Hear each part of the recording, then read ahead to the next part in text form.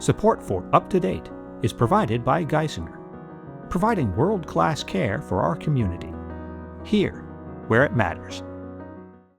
Hello and happy Friday. Welcome to Up to Date from WVIA News. I'm Sarah Scinto, here to catch you up before the weekend with all the news you should know about. Today, a truck driver has been charged in the death of a Pennsylvania state trooper. And as the nation's 250th birthday approaches, Philadelphia has more copies of the Declaration of Independence on display than anywhere else. It's Friday, July 3rd. Let's get you up to date.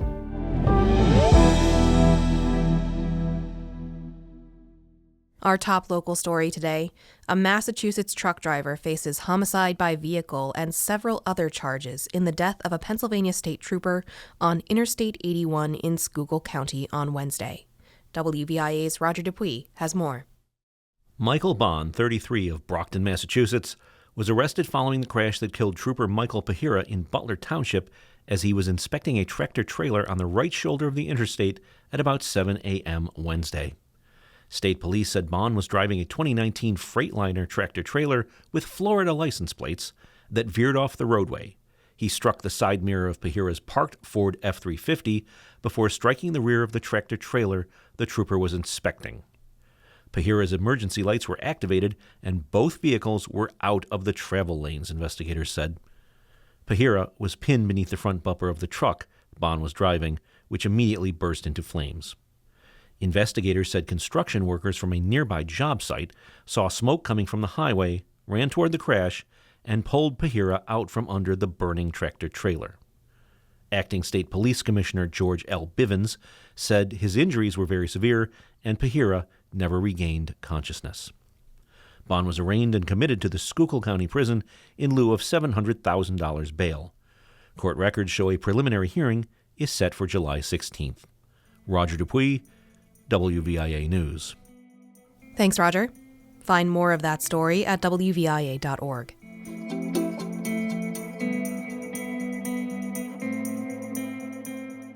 And in case you missed it, tomorrow is the 250th anniversary of the signing of the Declaration of Independence. So I guess it makes sense that right now Philadelphia has more versions of the Declaration of Independence on display than any other city. For WVIA, Peter Crimmins explains why someone would want to see multiple versions of the same document. There are 15 historic copies of the Declaration of Independence among 5 institutions in the area around Independence Mall. That's more than Boston, which is important. There is 100% a rivalry between Boston and Philadelphia. Historian Emily Sneff is the author of When the Declaration of Independence Was News. I am biased because I grew up in the Philadelphia area. I lived in the Boston area for a time. I still think that we have them beat. But why would anyone need to look at 15 different versions of the Declaration? Matthew Skick of the Museum of the American Revolution says you can witness the ideals of independence ripple across America, one printed copy at a time. How it is being spread. What are the mechanics of it? Who are the people involved in it? It's not only fun to know that, but it also gives you a sense of the reality of it. This is the boots on the ground at that time. The declarations can be seen at the Museum of the American Revolution, the National Constitution Center, the American Philosophical Society, the Weitzman Museum of American Jewish History, and the Historical Society of Pennsylvania.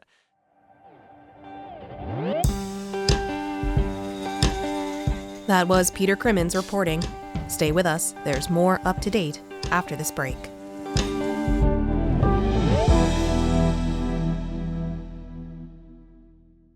The work we do is only possible thanks to your support. I'm Lydia McFarland, healthcare reporter for WVIA News. We're proud to bring you the best news and information out there. Go to WVIA.org/news to see for yourself.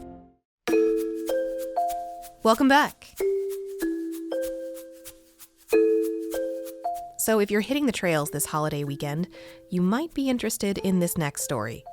Beginning on Monday, dual sport motorcycle riders will have 20 miles of rocky, challenging trails to ride on state forest land. WVIA's Kat Bolas has more about the new opportunity for off-road riders in Schuylkill County. In 2022, the Pennsylvania Department of Conservation and Natural Resources, called DCNR, announced they would open the Catawissa Recreation Area in Schuylkill and Luzerne counties. The 5,600 acres will be maintained as trails for off-highway vehicle enthusiasts. The dual sports section in Delano Township in the Weiser State Forest will be the first area to open on Monday. It's a small network. People are seeking a challenge. They'll like this trail. These trails, they're very rocky, some tight sections, steep downhills, and a lot of good scenery actually. That's Carl Meyer. He rides and is a recreational forester for the Weiser State Forest. DCNR staff stressed that the trails are only for dual sport motorcycles, which are a mix of a street bike and a dirt bike. They need a headlight, tail light, turn signals, a horn, and a license plate. They must also have a valid Pennsylvania registration in order to ride on state forest land. Bud Mateo owns Mateo Cycles in Pottsville. He said the 20 miles are not much for riders, but he's excited about the track.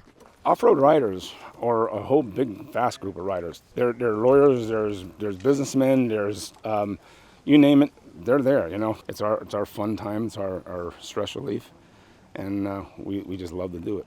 Riders must obtain a permit before using the trails. In Schuylkill County, I'm Kat Bolas, WVIA News. Thanks, Kat. Now, one last thing for the day. It's time for Community Connection with WVIA's Lisa Mazzarella. Our Community Connection is in Monroe County, where Sergeant Major Mark Bayless and Aaron Kelly discuss Valor, a regional nonprofit for soldiers to regain their stability and independence in their lives. Mark Bayless takes the story from here. Valor is an acronym of Veterans Assisted Living Outreach. We started out helping homeless vets in austere conditions out in the woods and getting them connected with service agencies that could help them get housed. We realized, oh, this is bigger than just us. We're going to have to do something more formal. The first person I reached out to was a colleague of mine. He was running a Christian-based counseling charity that focused on veterans and first responders called The Sanctuary. January 2012 is our founding day. Then it's grown to be 4 core programs. From 2 guys thinking they could make a difference, it's now potentially up to 800 volunteers a year and 11 paid staff. Between the combined efforts with you and your friend from the Christian Counseling Charity, approximately how many veterans have you been able to help so far? We helped 4,444. How about that for if you're a numerology person, for a lucky number? So as those programs grew, we opened a homeless shelter in 2014. We started working with an innovative doctor named LaFair to build a PTSD program specifically for the vets.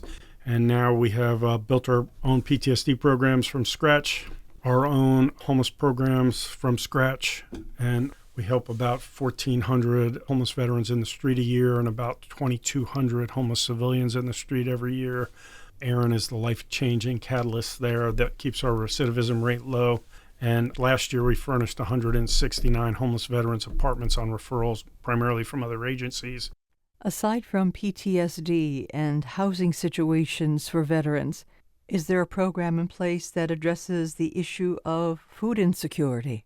We have a food security program that's kind of a PTSD program. We do it at the holidays when PTSD triggers are high for financially struggling or emotional scarred veterans to cut down their risk of self-harm. Aaron, give us an idea of some of the coping skills that are different between female soldiers as opposed to male soldiers. I just facilitated our first women's only retreat in January. Women only. No male cooks, no male staff, anybody. It went really well, and I think we have a lot of people who are going to come back because of those commonalities, because we could share experiences. The 4th of July is coming up, the 250th celebration of our country, and there will be a lot of fireworks displays, Yep. A lot of noise. When that happens, and it's going to happen all over the place, what do you do? The rocket's red glare piece is kind of where the whole fireworks come from, right? That's what they're part of the celebration of. Through battle, we were formed. And for the people that have seen those actual rockets' red glare equivalents of modern times, it's a hard thing to juggle, and equally startle reaction can't be ignored. I would encourage the vets to put the little yellow foamies in your ears and a set of earphones over so the sound's not as sharp, and try to mitigate it some. And that the vets should make changes in ways to mitigate the shock value of when those things go off. If you know something's going to happen, it's less problematic usually, not always, because the right thing to do is clap that we can have that celebration. That's the right thing to do. Special thanks to Sergeant Major Mark Bayless and Erin Kelly of Valor Clinic in Monroe County. Hear more of the story on our podcast, wvia.org/community. I'm Lisa Mazzarella.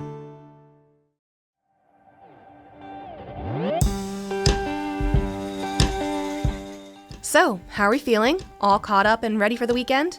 Find more stories, as always, at WVIA.org. I'm Sarah Scinto. Thanks for listening this week. We're back on Monday, so make sure you subscribe and tune in so you don't miss anything. Have a great weekend, everyone. I'll catch you next week, right here on Up to Date.